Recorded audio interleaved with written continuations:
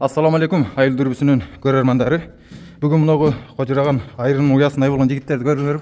Канча жигит келген, канча азамат. Ушул айылдын азаматтары эжекебиздин сакайып кетиш үчүн күн түн дебей чуркап атат. Бүгүн сбордун 4-күнү күнү. Биздин комиссиянын жетекчиси отчет берет. Бисмилла. Ассаламу алейкум, жамаат.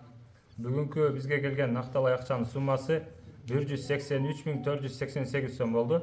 Картабызга түшкөн акчанын суммасы 76.780 сом болду. Жалпы сумма 260.268 сом болду. Бүгүнкү кызматка чыккан 80-чи, 83, 89 жана 81-чи жылкы акелерибизге, үкөлөрүбүзгө ыраазычылык билдиребиз. Бүгүнкү күндүн суугуна, жаганга карабай көчөдө туруп беришти кечкери. Аллах кылган жардамыңарды кабыл кылган болсун. Ошондой эле Халида эжебиздин классташтары 75-жылкылардан 47.500 сом келди. Аллах кылган ихсаныңарды кабыл кылган болсун. Ыраазычылык билдиребиз силерге. Кошумча 10.000 сом акча берди. Билек хазайыны балдарга Алла разы болсун. Ошодон 10.000 сом акча келди.